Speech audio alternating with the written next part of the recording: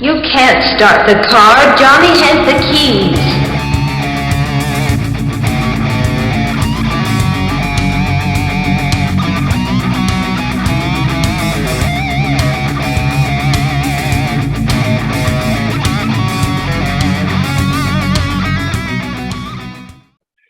Hello, hello, and welcome out there in podcast land. You have reached a little ditty we like to call Johnny Has the Keys, a podcast where two friends get together. We discuss movies, television, literature, all kinds of different things, but always focused on the horror and science fiction genres. We discuss key influences on those films or topics and things that they in turn have influenced. If you're joining us for the first time, hey, great, thanks. Glad to have you with us. Glad you found us. Hope you like us and come back and tell all your friends. If you are returning, then we must be doing something right, and that's a good thing. So we're glad you're here. My name is David, as I said, and I'm with my good friend Tim. Tim, how are you? You're underwater today. I am. I'm somewhat amphibious this week. I'm doing well. How's your genre week been going? What have you been doing? My genre week has been how do I describe my genre week? Let's say in the past, in the way past, a few weeks back, actually, I mentioned that I was reading for the first time Tom Tryon's novel Harvest Home. Mm-hmm. And I finished it. It's great. I mean, it's not perfect, but it's good. There's a reason why it was a bestseller. It followed his first novel, The Other. I even found an old Stephen King review of Harvest Home, and he said something to the effect that it's not a great novel, but 40 years from now, it'll be one of those that's still being bound and put on library shelves, which I thought was an interesting way to describe it, considering that it is 40 years later. Yeah. But anyway, I decided I wanted to see the old television miniseries that Betty Davis was in 1978 or 9, and I couldn't find it until I looked on YouTube, and there it was, a bad VHS transfer of the entire 5-hour miniseries. Wow. So not only did I read the pretty good book, which is, I got a message that our internet connection's unstable, but I hear you hear me, right? You're unstable. You're unstable. No, I don't. Am I unstable? Okay. Hopefully not. Anyway, you say, I've been that way for years, So yeah. This book would fall into that classification that we talked about in past episodes, like folk horror, kind of like The Wicker Man, or even Hereditary to an extent. Yeah. This miniseries is terrible. It is directed by Leo Penn, Sean Penn's father. And even with Betty Davis and a somewhat familiar television cast, it is still just awful, and it doesn't capture any of the end of this novel, which is very sexual and very graphic and bloody and sacrificial, and you couldn't do that on NBC. I think it was NBC back in the late 70s, Right. Not even with Betty Davis's clout. So she did campaign for the role, I read, which I thought was funny. She plays the widow. I can't remember her last name, but she's the widow, what's her name, in the movie. Anyway, do you remember anything about either of these? Have you read or seen this? A little bit. I've never read the novel, but I do remember watching the miniseries. But again, it was kind of like I felt like I did when I watched, like we covered Salem's Lot. It was like, this is just really bad. There was another one too. What was the other one where the house at the end freaks out and like gets new paneling and everything else? That sounds like Burnt Offerings, but that was a theatrical release. Yeah. That's a little bit better because it's theatrical. It is better. Yeah. You know why you think it, why you associate it with TV? Because it was Dan Curtis that directed it. Oh, okay. There you go. Even though it was theatrical, he was, Mr. Dark Shadows and things. So, yeah. But yeah. Good Yeah, stuff in the that- old closet with like cobwebs and crap. in the old closet. Yeah. I So what's my going on genre with week, the only you? thing I did was a new closet. So I found, I've been trying to find podcasts that I genuinely like, that are compelling or interesting to me or whatever, and also so that we may learn something from it, but also that it's entertaining. And I stumbled across one called The Cinephiles. I actually found it because I was looking to see if anybody was similar to our other Patreon podcast, the Dilithium Chamber, where we do Star Trek. Well, there's two guys, and they do one called the Enterprise Incidents, INCIDENTS. That's great. And It's a play on the title. right, and they cover classic Trek. They're both huge classic Trek fans and like it. Well, they have a side podcast they do called The Cinephiles, CINEFILES. And Okay. I've listened now to like 4 episodes of theirs, and it's awesome.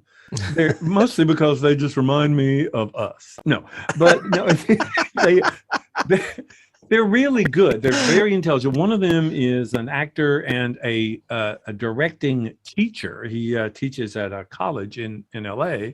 The other one is a voiceover actor who's also a host for a lot of events and live entertainment and stuff like that. And so they're both very, I think they're similar in age to us. They have similar tastes, except their podcast covers all different movies. Like I listened, of course, naturally to the one on The Godfather because I thought it was great. But I just finished this morning listening to Silence of the Lambs. And it reminded me of when we did it and everything else. And they actually had 2 or 3 little things that we didn't cover. And I was going, really? I never knew that kind of thing. So, but I highly recommend it. If you guys like podcasts, look up the Cinephiles, and they've got like 200 plus episodes, and it's all good movies. It's all good stuff that they cover. So, that again, they're reminds not me, tied to the genres like we are, but they're really good. Yeah, that reminds me of something I watched last night. Netflix has this show called The Movies That Made Us. It's got 3 seasons, and the latest season is horror and sci-fi. And I am not a fan of the format. It's a little fast and a little jokey and a little annoying. I agree. But once they got into it and started talking with people, like I was watching on Halloween, they were talking to like Erwin Yablans and Nick Castle and even Dean Cundy a little bit. Not Carpenter or Curtis, mind you, but the other people involved with the movie. And I learned some things that we didn't talk about either that were really kind of fun and surprising. So one was an incident where Donald Loomis got drunk. I mean, not Donald Loomis, Donald Pleasance got drunk. So bottled wine comes up a few times in that episode.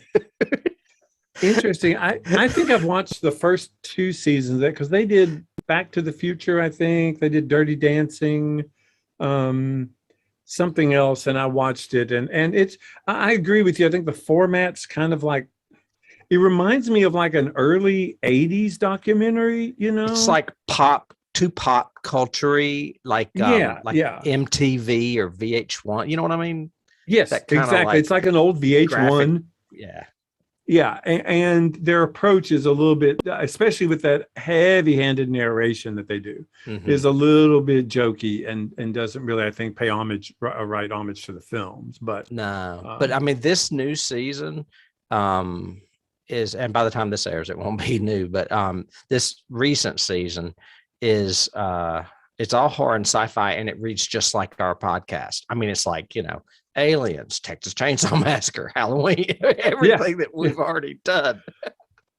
Yeah, all the classics, or whatever. So I guess I will end up watching some more. You'll have anyway, to. I didn't mean to segue, but it just kind of tied in with your genre wheat piece. No, because monster movies are the topic of the day today. So that they are. And it's kind of a science fiction topic as well as a horror topic. Yep. But this one falls over onto me this week. We are Mm-hmm. underwater, if you haven't guessed by my graphics. And we are journeying back several decades to 1954's Creature Mm-hmm. from the Black Lagoon.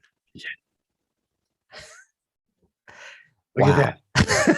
Right there. I You got it. love, first of all, I have been waiting to do this one because I have been jonesing to get back into Universal horror territory for a while. And I had so much fun with this and watching it that and granted, viewers or listeners out there don't know this, but there are a few more Universals coming up this season. Mm-hmm. And I'm already planning on another one next season because I just love going back to these movies. Yes. Before I go into a synopsis, do you want to talk about any of your memories of this movie? I love this movie. I love this movie. I do have some caveats, takeaways once we get into it, but I remember, again, like so many of my influences of older films, naturally I wasn't alive in 54, but I remember seeing this on Shock Theater. I remember seeing it several times on Shock Theater, and every time I had to watch it, every time. It's one of those where Creature of the Black Lagoon is on. And had such memories of it because I loved the creature design. I like the story format. I like the way they did it. Love the black and white.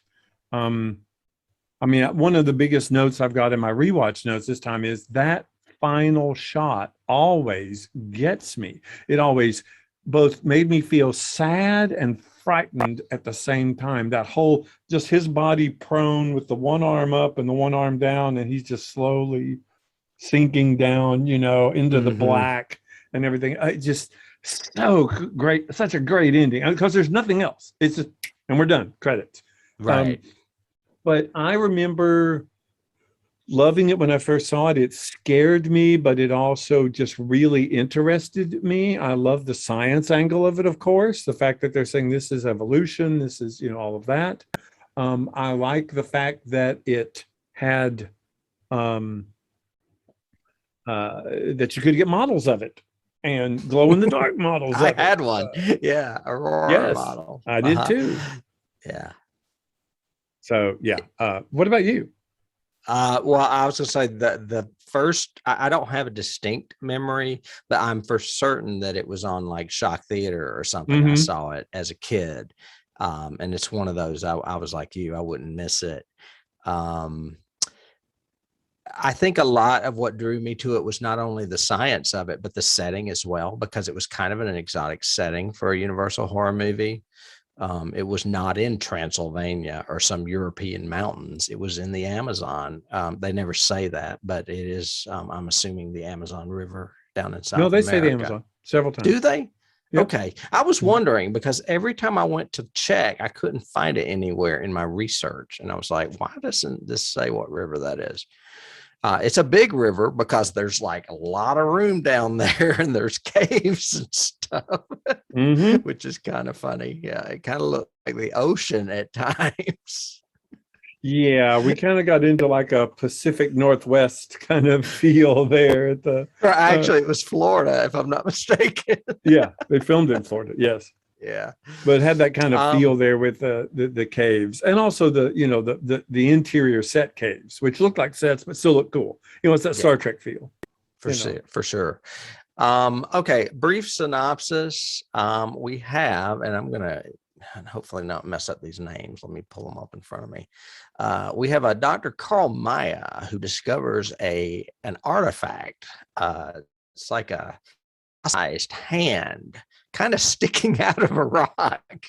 It's a skeletal webbed hand that he believes could be a link to evolution as far as us coming from the ocean, our relation to amphibic creatures. And he decides that further research is warranted.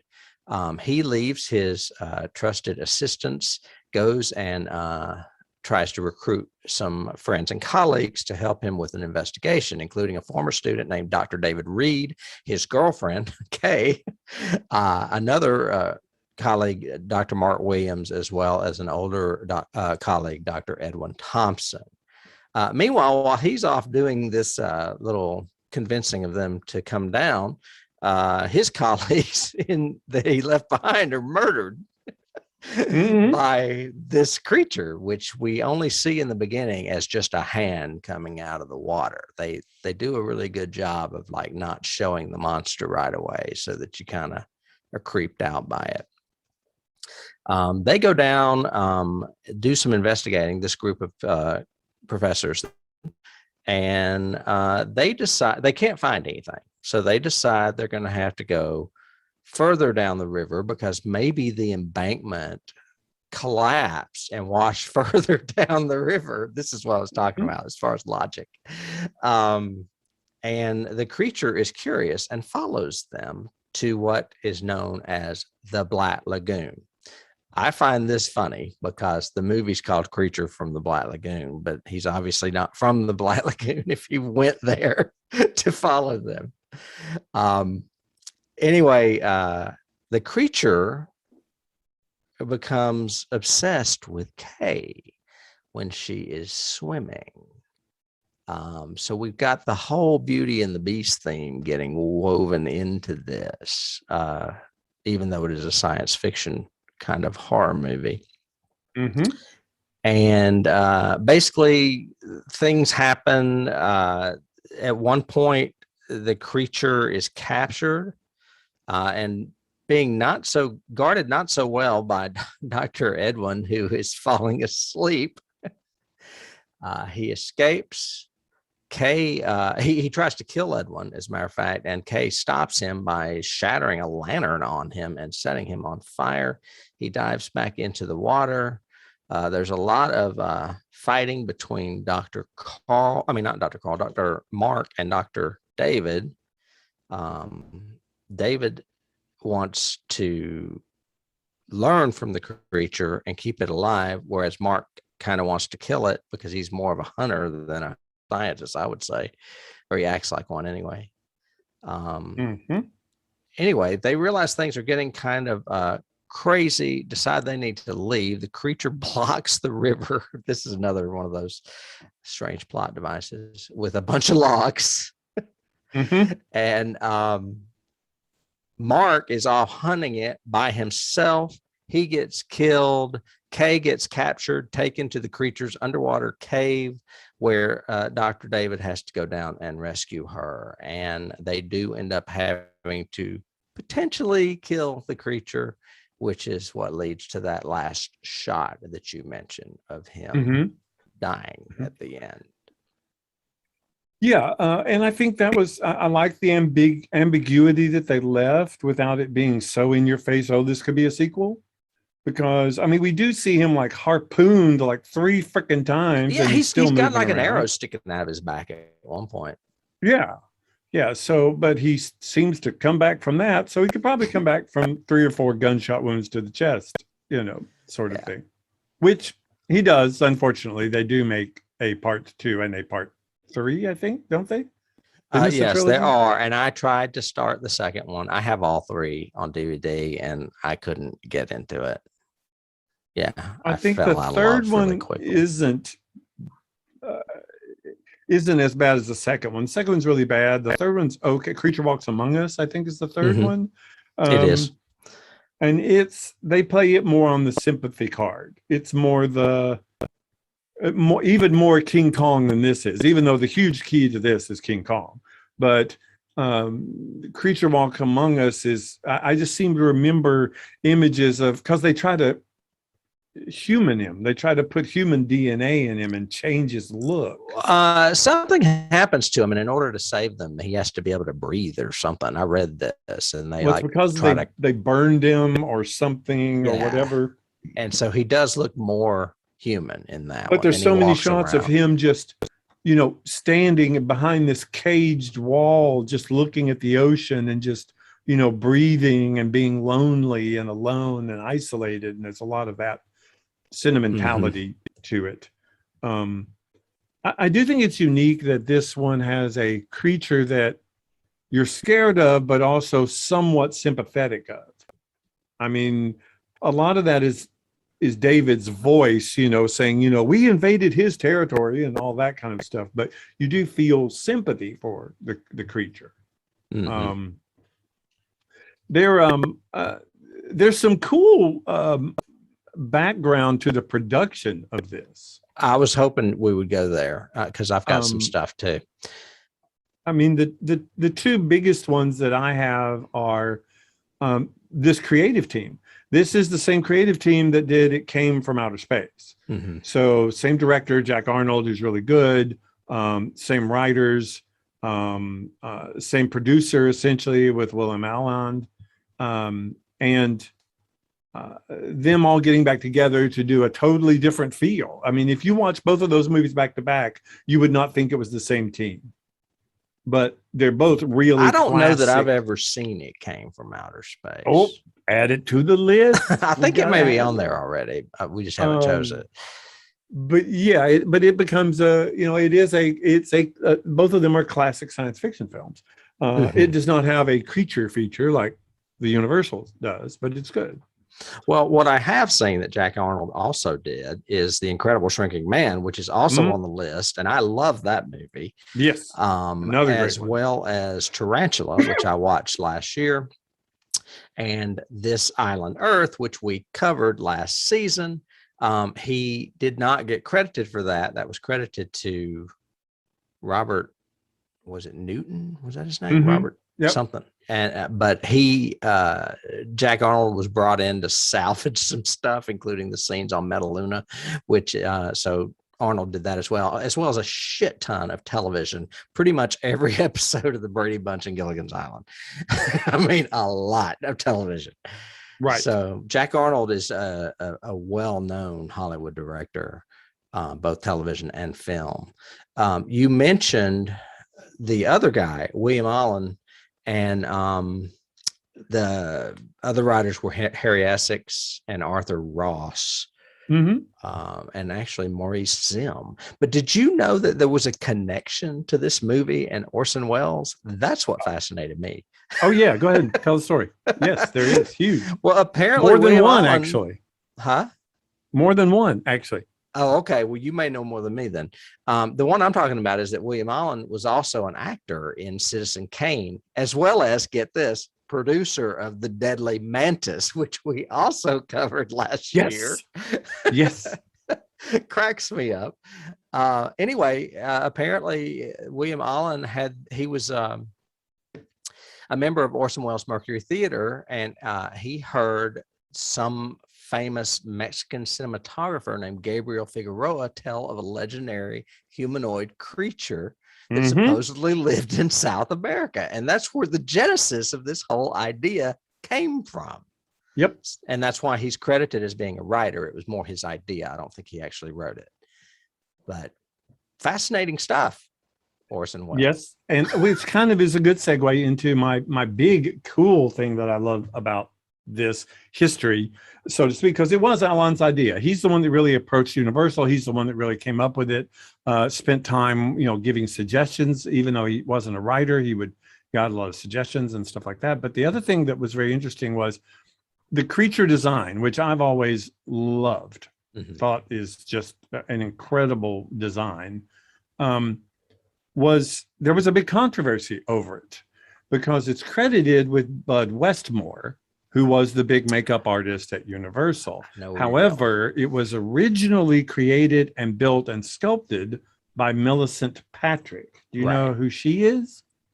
I watched a documentary on the making of this film that I had on DVD, and David Scow, who is a horror writer I like a lot, was adamantly, or should I say vehemently, defending her because he said they basically bamboozled her out of credit for this because she was a woman. But it was that her baby. Totally. Yeah. Totally sexist. They took it away from her, and Westmore took credit for it and everything else. Right. But the interesting thing, some interesting things about her, and this is kind of the connection thing. Millicent actually grew up in William Randolph Hearst's estate at Hearst Castle.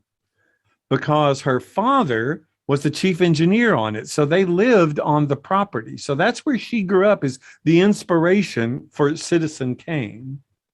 She then later on became a Disney animator and was in charge of a bunch of, had worked on Fantasia, especially Night on Bald Mountain and everything else. She did a bunch of stuff with Disney before she essentially, went over to Universal and started designing and all of that. And her husband was the original Lone Ranger. She married the Lone Ranger.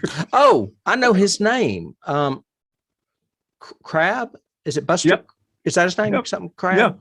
Yeah. Buster Crab. So yeah. Okay. So she had a very unique career, so to speak, to say the least. Well, in this documentary, they would show pictures of her painting and drawing this creature. I mean, it was right there. She was doing it. You saw her doing it. It was like, that's her, not this other guy. And the thing that works too, to me, is you don't see it in the credits, but there's a guy named Jack Keevan I looked up and found in research. He actually built the suits that they used. And they are brilliantly constructed. You don't see any zippers. You don't see any attachments. They're designed, one's designed to be in the water. One is designed to be out, but they glisten. They look like an amphibian. I mean, it's really a great design, and he's not credited either. Westmore took all of that credit. Lovely. And that's unfortunate, because what I is really he do known like Bob for Westmore. besides this? What now? What is Westmore? Oh, you know what? He took Jack Pierce's place in Universal history. He was like Jack was his predecessor. Okay, I got it now. And I did have, let me see if I can find in my notes. I did have a list of some of his, because, he's gone on to do a bunch. And his, Close Encounters. He did the designs for Close Encounters. He did a bunch of Spielberg. Wow. He's just done a lot. It makes you question how much he did. Yeah. Yeah. There would be that. It also makes me, and this is another thing I was going to say, is that this is the last Universal monster out of all of the big ones, Frankenstein, the Wolfman, the Mummy, Dracula, Creature from the Black Lagoon was really the last Universal monster. Some people lump King Kong and Godzilla in there, but they're not really Universal monsters. King Kong may be, but Godzilla certainly isn't. Well, and I've got to say, it's the best, in my opinion. This one? Oh, yeah. It's not my favorite, but I do like it. Anyway, what I was getting at is, I wonder if the fact that Westmoreland did that, if that had anything to do with this being the final Universal monster. Ooh, no, I don't think so. No, because that sexism still continued on past 54. As far as that goes, I mean, that had the controversy inspiration himself to create a new Universal monster. Well, maybe, yeah, it could have been that, just lack of creativity. Yeah, or it could have just been genre fads or whatever, going out of style or whatever. Yeah, or I think it's more so that the monsters went away, and suddenly everything in the late 50s became more the sci-fi and that sort of feel. That makes more sense. It was creatures anymore. But yeah, space. I mean, I like Bela Lugosi's Dracula. I like I like Frankenstein. I like the Wolfman. They're all three great, but the creature will always be my favorite. I would be really hard to choose. It would be hard for me to choose between Frankenstein and the Wolfman. Dracula is not a great film. It's good for what it is, but it doesn't have the emotion that these other three have, that Frankenstein, Wolfman, Creature have. Correct. Well, I think they learned as they went. I mean, we covered Dracula already. We did Wolfman already. No, we haven't covered Dracula. We did not. No, we did Nosferatu. We did Nosferatu. Yeah. Mm-hmm. And we've done Wolfman. We've done Wolfman and Frankenstein. Yeah. But you've still got Dracula, the Invisible Man, and the Mummy. The Mummy. Mm-hmm. Yeah, we may have So- to double feature the Mummy and do one of those like You are Christopher on Lee, my train of thought. I was Christopher already Lee thinking Hammer about next mummies. season. Because one of the Hammer mummies I seem to remember is Christopher really Lee. good. Yeah. Yeah. Yeah. And then you've also got you that hinted crap on that Brendan what I Fraser think did. you hinted on one of the elements that I really do like about this movie that I think does keep it endearing is that there is more emotional context to it. And like I said, I think David is verbalizing a lot of that with, no, don't shoot him anymore. Let him go, kind of thing. And there's that whole sequence you got shown there is one of my favorite sequences from the movie, which is where she's swimming and he's right underneath her. Right. And there's the one time when she stops and she's treading water and he's like reaching, up about to grab her ankle and stuff. And it's both scary and erotic and weird. And it's really good. Oh, yeah. Yeah. It's Beauty and the Beast. Big time. Oh, yeah. There's your key. Yeah.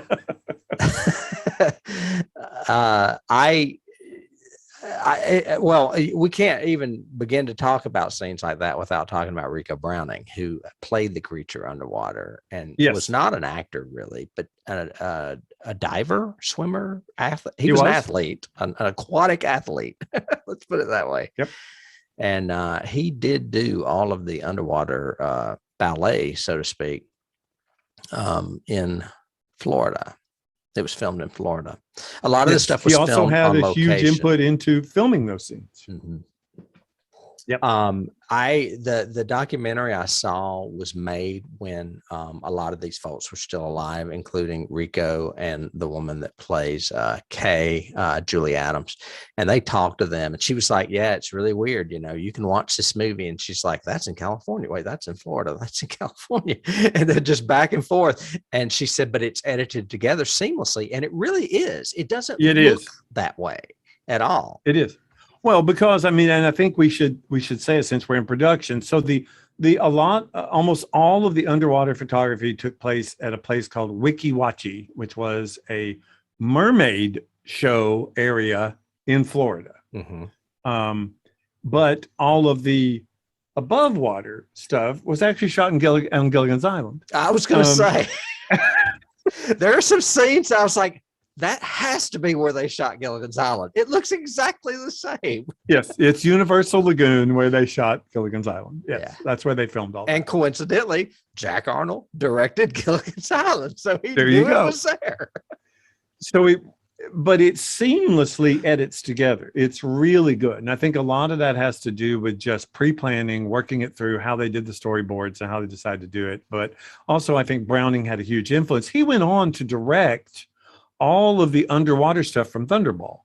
So all of that underwater battles and the harpooning and all that stuff, you can see it here too. You can see how good he is at doing the underwater stuff.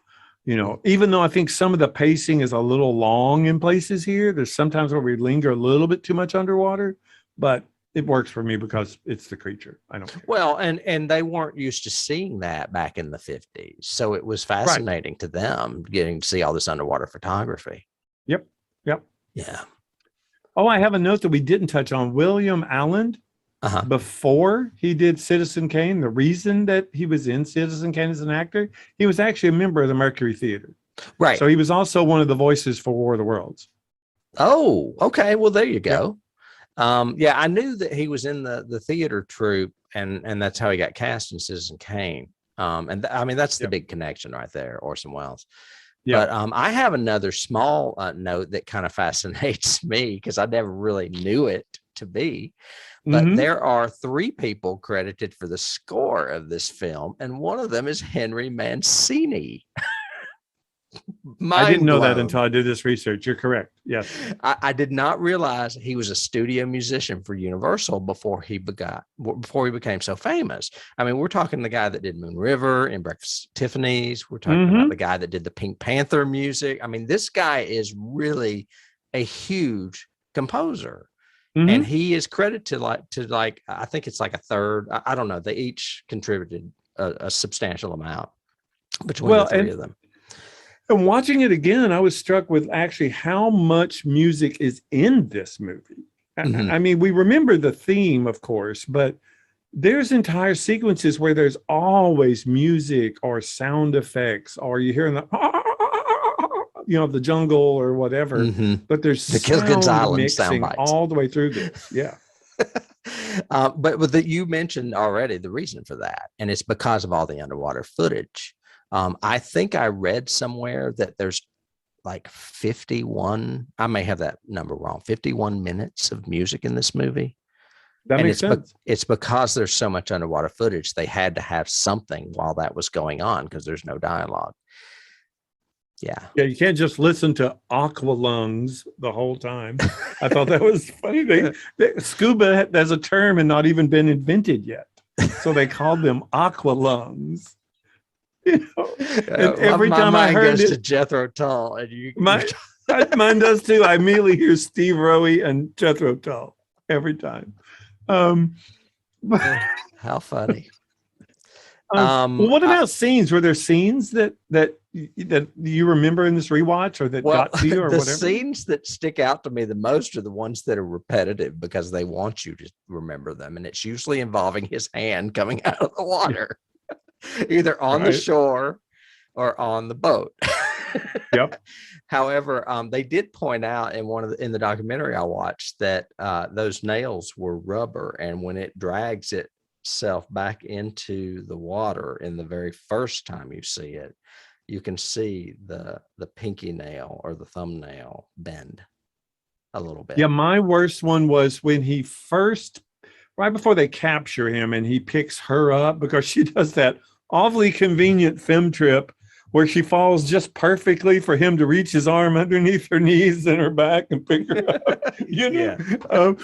But when the creature turns, his fingers actually bend. The claws actually bend because he's holding on to her and her skin's pushing. And I was thinking, okay, there's no way this creature could ever hug anybody. Those things would rip to shreds people. But yeah, his rubber fingernails bend, and I went, oh man, that sucks. Yeah. But and I don't know if we were talking about the makeup earlier. There was another design for him before they came up with this one, and it didn't look that good. It looked more human. And they were going to use it as a female version of him in a future film, but they never did. And they showed one of the people in this documentary had it. They were like holding it up and waving it in front of the camera. Huh. Yeah. No, I was not aware of that. Because I love the design. I love the gills. I like when he walks, you can actually see him breathe. You can see the gills go in and out. The eyes, the way they do the eyes are great. When I saw it again, talking about scenes, one of the scenes that got me was the scene where the dude with the pipe, who also is in Tarantula, by the way. Is that Dr. Edwin, the one that falls asleep while he's guarding him? Yes. That whole scene, and it just keeps cutting to that shot, looking through the bamboo, and you just see the creature in the water looking up. Yeah, it's great. And I just, and then slowly you see the hands come up and grab the bamboo, and he like tests it a few times, and I was like, going, yeah, it's awesome. That scene sticks out to me too because it's the scene where she sets it on fire, which is pretty exciting. Yes. Yeah. And then of course the underwater scene, like the one that's behind me now, where he's got her in the cave. That's probably a publicity shot, but it's similar to him because she's dressed different. She has the other top on. That's her bathing suit. Oh yeah. Do you remember? What about the opening? What about Evolution 101 there, where they do that whole big bang and all of that? Did you remember that? I did not. And I thought it was kind of funny how they actually put the Bible in there with the evolution so that they didn't piss anybody off. Right. God created the world, but then we evolved or whatever. Yeah. And I thought it was interesting. I mean, they spent, it falls into my category. Is this a science fiction movie or a monster movie? Well, it's a science fiction movie, really. Yeah. Because they spend the first 10, 15 minutes making sure you understand evolution and how we came from the water and everything. Yeah. Well, and some of these I have a hard time classifying. I'm like, so they end up on your list or on my list, and they could be in either, really.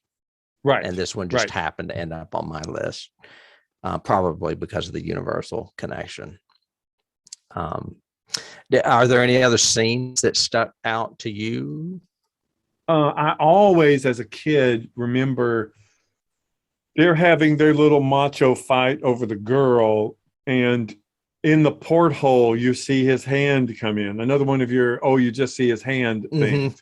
And the guy in the bandages is laying there, and he can't say anything. He's like, and this claw is like right above his chest. Yeah. I always remember that. I thought that was a good scene. Yeah. I liked the boat. The Rita is like, and it's crusty old skipper. His name was Captain Lucas. Yeah, Captain Lucas is great. It's very, I don't know, African Queen. That's exactly what I have in my notes. Every time I see a boat like this on the Amazon, it's the African Queen, even though that was the Nile, I think. I think they were in Egypt. I can't remember. My mother loved that movie, and I never watched it. Different largest river in the world sort of thing. But you old poop. Yeah, I've got the boat reminds me of the African Queen, although a different continent. So yeah, there you go. There you go. I don't have a lot on casting because I don't know a lot of these folks. I really liked the guy that played Dr. Reed, Richard Carlson, but everything I read about him, they said he was an asshole. He was Mark. Was that Mark? No, the David. doctor? No, Mark played an asshole. David was the hero that was actually an asshole. Really, the actor? Okay, because I really liked him too. I thought he was really good. I think he's great. Another thing I was going to mention is that I think it's kind of refreshing that we have a movie where men are running around scantily clad almost the entire film, because they are. I was going to ask you about that. There's a lot of there's a lot of shorts in this movie. It's the opposite. Usually it's women that are naked halfway or most of the film. And in this one, the men are running around in bathing suits the entire time. I've got that a guy named Frank Lovejoy was considered to play that role. I don't know who Frank Lovejoy is, so that really doesn't say a lot, but this is the 1950s. And then the only other really note I have on cast we've briefly covered, and that's Rico Browning. He was a professional diver and swimmer and required to hold his breath for up to 4 minutes at a time as the Gillman. The director's logic was that air would travel through the monster's gills, and thus air bubbles from his mouth or nose must not be seen. Thus, the costume was designed without an air tank, but in the subsequent films, this was ignored and they added one. And that's why you can see bubbles more in the second 2 films than you can in this one. Well, now, Richard Carlson was also, going back to him for a second, he was also in It Came From Outer Space. Oh, yeah. I did read that some of these guys were in some of the other movies. Yes. Yeah, it's a very, we're all in this together sort of casting thing. And okay, let me ask you while we're on casting, Mark, the guy that played Mark, I can't remember his name. Richard Denning. Richard Denning. First of all, he reminded me sort of, I even have on my notes, he could be the brother of that doctor from the Deadly Mantis, because they look a lot alike. But were there times when he talked and you thought he was Casey Kasem? I swear to God, he sounded, their entire paragraphs that he's saying, where I was saying, oh my God, that sounds exactly like Casey Kasem. No, but I kept thinking that Richard Carlson was the guy that was Donna Reed's husband on the Donna Reed show. Oh, okay, I can see that. But too. He's not. Yeah, I mean, I think what it is it's that 50s black and white thing where it's not, and also the science fiction element as well. All those movies start to kind of run together sometimes, as far as there's always a professor running around. There's always a scientist of some kind. And add the black and white and the era, I think it's easy to confuse it, especially for someone of another generation like us. Yeah, I mean, I think the cast was really strong in this. I even liked the little. Oh, yeah. I loved, Professor Lucas. Captain Lucas. I thought he was really good, and I liked the original professor at the beginning, trying to, explain his case and Dr. do Carl, everything and all that. Yeah. Mhm. There wasn't really and even the girl, although they tread a really fine line between making her the object of the creature's desire, but also keeping her kind of relevant, because she is a scientist. She's not just a girlfriend, but they also kind of relegate her to the girlfriend a lot more than they should. Okay, why don't you stay back here? We'll go look at Go have a swim. Yeah. Well, actually, they didn't like her to have a swim. They told her they didn't want her to. That it brings me back to what we were saying in guessing why this was the last Universal movie. I mean, this movie has a lot of quality to it. The acting is good. The script is decent. The makeup is fantastic. The location's great. I think that after this film and the popularity of sci-fi, things started getting cheap. And I think this is one of the last ones that still has that classic, well-made feel to it. Does that make sense? I totally agree. Yeah. I totally think that's totally true. I mean, I do like Tarantula, which is after this. I personally like Deadly Mantis, although you don't. We both sort of hated on it, if I remember right. Yeah, I kind of, watching it again, I was going, not really a good movie. No. Just cool effects. But yeah, to your point, I think it took them way until late 60s, early 70s to get back into monsters. And I think Hammer took the mantle then. They were like, let's go back to what made it work and just add nudity and blood. Yeah, add boobs and blood, and we got boobs it. And blood. There you go. Perfect. I have some interesting things about plotting I wanted to ask you about this, because I found this online in research, and I thought, I had never thought of that. But there's a theory in a lot of the fandom thing, in some of the fandom, not a lot, that this is actually has some severe racist undertones to it. And I think I read that.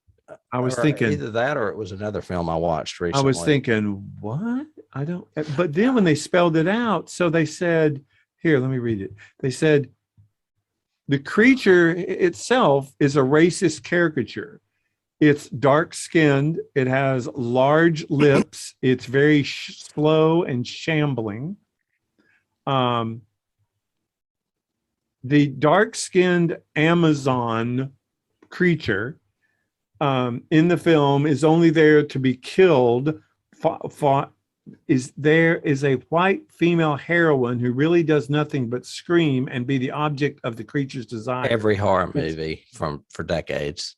But it's up to the white male scientists who actually act very aggressively towards each other and toward the creature because he made eyes at their white woman.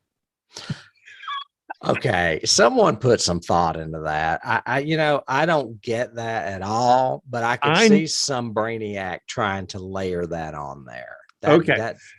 No. As long as you feel the same, because I was reading that going, I've seen this movie probably 24 times, and I've never gotten I've gotten sexist, but all the movies of that era were. I just remembered the movie that I heard the same thing about, and it makes more sense to me this route. And it was Swiss Family Robinson. They said that it was extremely racist because of the pirates. And what it was they were like Asian or Indonesian, but they were all played by mostly white men. And that's where I think they got the racism thing. And when you went there with this, all I could think of was like, aren't those colleagues in the beginning natives? Maybe they were played by white men. No, it was saying the creature was I know. I'm just trying to say the only kind of racist thing I get from this is that everybody in the cast is white, which was a victim of the time, not of the film itself. Correct. Yeah. I don't, that whole metaphor of the creature being, I don't know, from South America and dark skin, I think that's crazy. That's something somebody's got too much time to try to layer that kind of metaphor onto. I don't buy it. And someone out there's hating on me right now for saying that, but I'm sorry. That's the way I feel. Well, and the only other thing, and really my watch notes that I've got is I really liked two things cinematically about it. I love that one shot where the boat is passing and David is at the front of the boat, almost like Quint in Jaws. Right. But the camera's stationary. The boat's going by, but David is walking backward toward the stern. And he's staying kind of in the center of the frame and the boat's moving. And it's just perfectly timed. It's so cool the way the boat just kind of moves and he's right there. And then the other one I had that I thought was really cinematic and cool or a great decision was when the creature does attack Mark, he attacks very fish-like. He first drags him to the bottom, like alligators do, and he does the death roll with him. He's just trying to roll and keep him underwater until he drowns, rather than, he literally could rip him into little shreds with those claws. Right. But I thought it was really clever that he doesn't fight like a person. He fights like he was very fish. Stealthy too. I mean, even on land, he was trying to sneak up, but underwater, he was trying to sneak up as well. Did you ever call him the Gillman, or did you call him the creature? I always called him the creature. I always called him the creature, but I was aware of the Gillman moniker. Yeah, well, I remember on the model kit, I think it says the Gillman. Oh, it may. I can't remember. Yeah, and I did have the glow in the dark one. I always said the whole title too. I never said the creature. I'd always go the creature from the Black Lagoon. It's like I have to say the whole thing. Have you seen Creature from the Black Lagoon? It's like Phantom of the Opera. I never said the Phantom. I always said the Phantom of the Opera. Oh yeah, that's a good T. That's a good one together. Yeah, and that's Universal too, isn't it? I think it is. Yeah, we should consider that. I mean, it was the reason we confuse them is because of the Aurora models, because the Aurora models had all of these, including Godzilla and the Phantom of the Opera. Yep. So they may not have been Universal. I cannot remember. I would have to check on that. I also have, just like in most of this era's movies, the woman, for some reason, has to change clothes 9 times during the movie. She has more luggage probably on that boat than the men. Stay in shorts for a good half of the movie, and she keeps changing tops and shorts over and over. Right. I mean, there was no room for the men to have clothes. They were all there. They were hers. They were all that hers. Boat was tiny. And yet there was somebody we didn't know sleeping in a bed when the hand came in. No, that was the doctor. Oh, was it? Okay. Yeah, it was the professor that was hurt when he got scratched. The pipe smoker. Yeah. That's right. You're right. It was. Yeah. Yeah, I watched about 20 or 30 minutes of the sequel, and they immediately tried to get him to Marine Land in Florida or whatever, and I was like, oh, this is terrible. This is like Jaws 3D. Yeah, that's what I remember, because I think the only thing from the second one I remember is he's like chained to the bottom of a pool, and it's just stupid. And a lot of teenagers, because it's the 50s, and they were like cashing in on the whole teen craze too. So yeah, I ended up just turning it off. I did watch the documentary, and I did watch this film with commentary too. So I watched it twice. Well, good. I mean, it makes sense, I guess, if you're thinking, if Alan, the producer, is thinking about it as a trilogy, then the second one would be the part in King Kong where they take him to New York. Same thing. That's essentially what this is, and that's what kind of Mark wants to do with him, is bring him back to civilization. It's just that they don't get there in this movie. And then the third one, they didn't know where to go, so they instead say, oh, we need to make him more human to show how different he is. Honestly, I'm not sure if that has anything to do with script development. If it does, then it does budget. Oh, because agreed. I think they were like, let's not do as much underwater. Let's make him be able to breathe. That kind of shit. We don't have that underwater guy who can hold his breath for 9 minutes. We need to do something different. Now, I will say, and I I could kick myself for not writing this stuff down, but it must have been when I was listening to the commentary. This movie was made for nothing, and it made a fortune. I mean, this movie did really, really well compared to what they spent on it. Yeah. I wish I had those numbers, but I don't. Sorry. Keys? You'll do keys? We can. I have that, and I have trivia. What about trivia and awards? Anything? Okay. Any awards? As far as awards, there's nothing, because back then so. they didn't nominate these kind of movies. Now it has won some posthumous awards with like DVD releases, classics. Oh, okay. Universal classics, that kind of thing. As far as trivia, I have two. One is that Ingmar Bergman loved this movie. It was one of his favorites, and he watched it every year on his birthday. Really? Yes. So we have Mr. Auteur, cinema auteur of The Seventh Seal, is a big 50s sci-fi fan. I find that fascinating. Huh. Did not know that. And then in my territory, Forrest J. Ackerman, yes, horror writer and science fiction famous writer, monsters of filmland. Famous monsters of filmland. Who owns? He's dead now, but he owns and has a museum in Hollywood of just a shit ton of classic horror and science fiction stuff. I met him once completely by accident, and it floored me. But anyway, I will read this because it's a little long.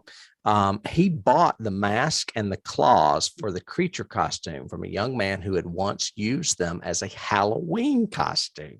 The costume pieces were discarded by Universal after production of the 3 films and were later recovered from the studio's dumpster by a janitor who thought the ensemble would make a cool Halloween costume for his son.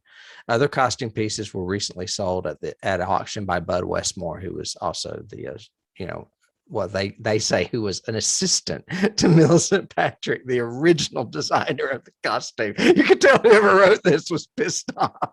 Yeah, that's great. Yeah. Anyway, yeah, they found you see the claws a lot, so they're very detailed, and the mask, and that's what they found in the dumpster, were the claws and the mask. Yeah. Wow. Wow. Crazy. So Forey found them. Good. Yeah. I mean, he has so much memorabilia anyway. That's pretty astounding. I've told that story about meeting him on here, right? I can't remember. Yeah. I was sitting next to him, and I didn't realize it was him. We were listening to, I think, Richard Matheson or somebody giving a speech at an awards at a convention. And he looked kind of like Salvador Dali. He was old and had like a mustache. I don't know. He was kind of weird. And he had a cane, and it was like probably Dracula's cane, Bela Lugosi. But I saw this ring on his finger, and it was so cool. And I went, that is a really cool ring. And he said, thank you. Boris Karloff gave it to me. It's from The Mummy.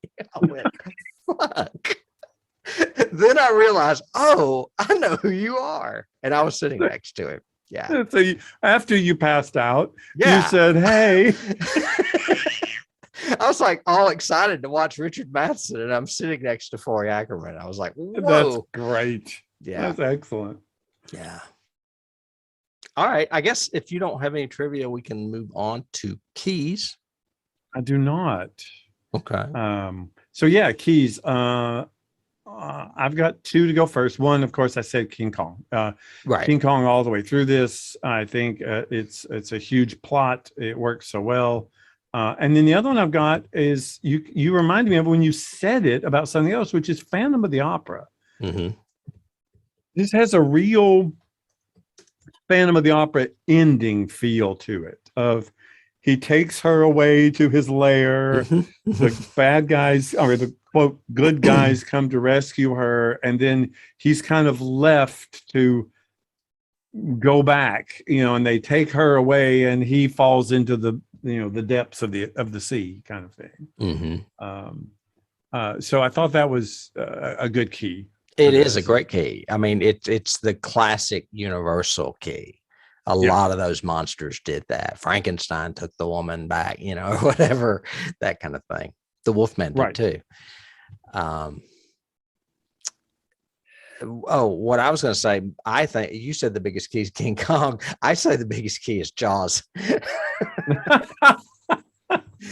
And the reason I say that is, well, it is clear that Spielberg was influenced from those scenes of her swimming, where you can see her swimming across the top of the screen, Oh, and yeah. you know you're the POV beneath her. I mean, that is so Jaws. You know, the fear of what is underneath you in the water. And then I copied and pasted this thing that Jack Arnold said, and he said his main goal of making this film was to create a sense of dread. It plays upon the basic fear that people do not know what is lurking below the surface of any body of water. And you Yes. know you are swimming and something brushes your leg, it scares the hell out of you. Yeah. And What is it? He said, I wanted to exploit that as much as I possibly could. And that's exactly what Spielberg does in Jaws. Well, and I've got another Jaws for you. It's not just her in the water, which is very inspired by that opening scene with Chrissy in Jaws, but the scene where they're trying to snag the rope and it's breaking the boom off. Oh, yeah. Because the creature's in the net. Yeah. You know, ripping the net open. I was going, oh my God, that's just like Jaws, where, you know, that's how they lose Hooper, but it breaks the whole mast off, you know. And I was going, okay, yeah, that's Jaws. Yeah. So, yeah. Yeah, Spielberg, I would love to talk to Spielberg about this movie and see what he has to say. I mean, even I've got a key again. There's a feel to like like 20,000 Leagues or Nemo or that sort of thing. If this creature could talk, I could see him being Nemo and saying, you don't understand what it's like in the water. You guys on land suck and you're invading my world now, kind of thing. So I got that. But I also have, I like the fact that they surmise that he's the missing link or whatever else, but it kind of falls into all of those movies like Night of the Living Dead and everything else that don't have an explanation. They don't explain the creature or say why the events happened. It just happened. We don't know what created the zombies. Could have been a comet, could have been whatever, we don't know, but we don't really answer the reason, nor does it become essential that we know that to still tell a good story. Does that make sense? No, I agree. I think there's a little bit they try to, and I think that's where some of these films get so bogged down, like The Deadly Mantis, when they do try to explain it, because they try to apply science to an illogical scenario, and then it just gets convoluted, confusing, and a little boring. They don't do that. There's the drama and the emotion that carries this movie. Correct. They try at the beginning. They justify all that crap at the beginning about evolution and yada, yada, and everything else. But it's basically just an excuse to get us to the Amazon. Yeah. Where all the action takes place. Yeah. I have a few, I don't know what you would call these, coincidental keys, I guess. One is that in the 7-Year Itch, the Marilyn Monroe movie, where her skirt blows up, that's so iconic. Yeah. The marquee behind her is the creature from the Black Lagoon. That's the movie that's playing. Perfect. That's a great one. Yeah, love that. I lifted that one. I did not remember that. It's when she's in Times Square. And then another incidental one I had is that since Jack Arnold directed most of the Brady Bunch episodes, there is one where the boys are raiding the girls' slumber party, and Bobby is wearing a creature from the Black Lagoon mask. I don't even remember that one, but I'm sure it was good. I don't remember that at all. As good as the Brady Bunch could be. I've got, we talked about Gilligan's Island and the fact that this was shot at the same lake at Universal City that Gilligan's Island was. I've also got a kind of a key. The beginning of this reminded me of the beginning of The Exorcist. Not the Big Bang stuff, but once the first shot, because it's the guys running to get the professor to come and look at what we found. And that's that first shot in The Exorcist too, that first sequence when they're at the archaeological dig and they call him over to see the little statue of Pazuzu. Oh, no, I get that. It's like it's an archaeological thing. That's exactly what it is. Yeah. Yeah. Yeah. And so I started thinking, oh, are there other archaeological? No, not Indiana Jones. No, no, but that one really stuck me. And then the other one I had was this is, and I found this actually on two different documentary things I read about the movie. Was people said this was a lot like Shadow over Innsmouth, the H.P. Lovecraft novel, and that's Okay, true, I can see that. actually, except it's an entire civilization of these creatures, but it's very they live primordial. They're from primordial, the old ones. They're underwater, that sort of thing. They're fish so people. I could see that. Yeah, fish people. They are. They're fish people, and they demand a sacrifice. Right. You have to have the woman. And then, like, one of the old mammoth ones is like this octopus-headed creature. Yes, his beard is like tentacles, which is very Cthulhu. Pirates of the Caribbean too. Yeah. Oh yeah, I can see that. Yeah. I wouldn't go that far, but I would definitely put the Shadow over Innsmouth as a key. Yeah. Because clearly it's a fish man. And of course, we can't do our keys without saying probably the biggest one that people listening nowadays will understand is Shape of Water. Right. Because Shape of Water obviously is Guillermo del Toro's ode to the creature from the Black Lagoon. Yeah. As a matter of fact, I started to set it up and say that this is an unofficial double feature because I knew we would end up talking about the Shape of Water. Mm-hmm. And I mean, clearly it is a love letter to this film.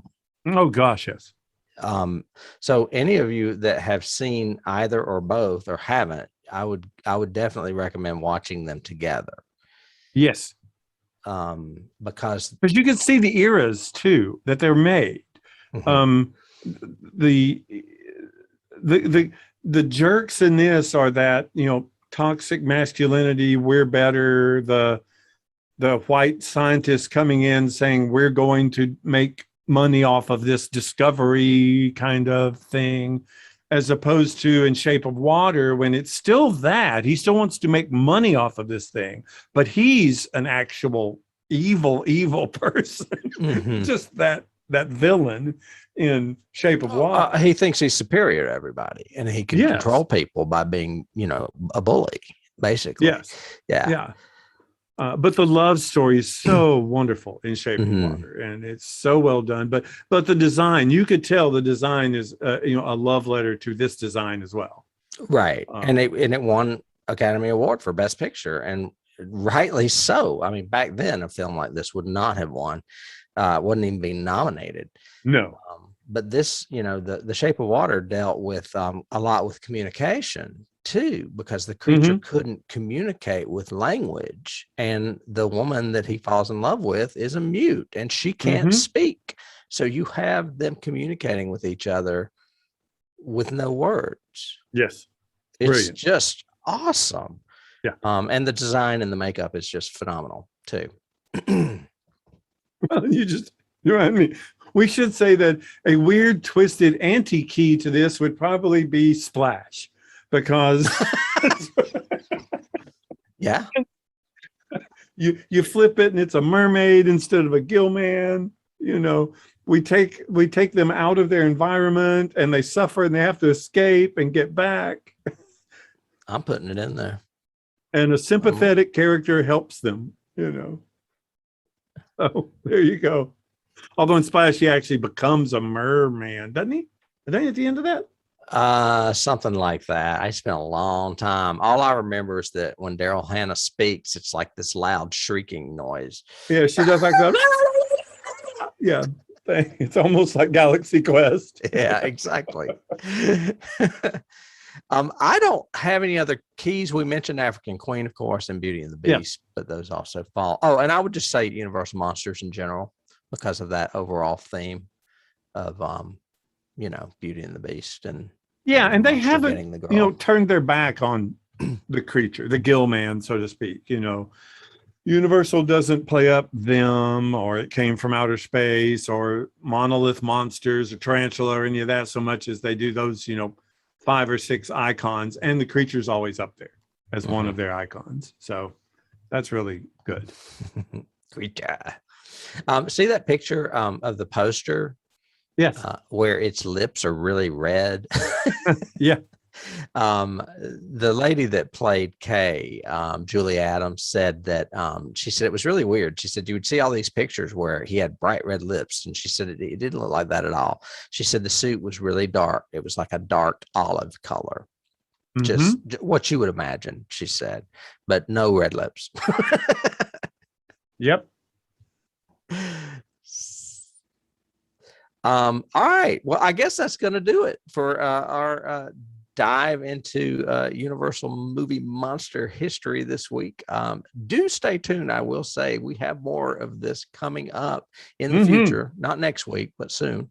And we'd like to thank you all if you did join us today, or if you are considering joining us again. We hope that you're watching us on YouTube, and if you're not, that you're listening to us on one of your favorite podcast platforms of choice. You can also find us on Patreon if you think that what we say is interesting and that we're not just two nerdy geeks rambling on about nothing. And and on there, you will also see some bonus content plus some subscription content if you're into the original Star Trek or X-Files. And until then, I would like to thank David for being here with me. He is my partner, friend, and co-host. And I enjoy this every week when we do it. I do thank too. you, David. Thank you. We will see you next week. See you next week. All righty. Bye. Bye.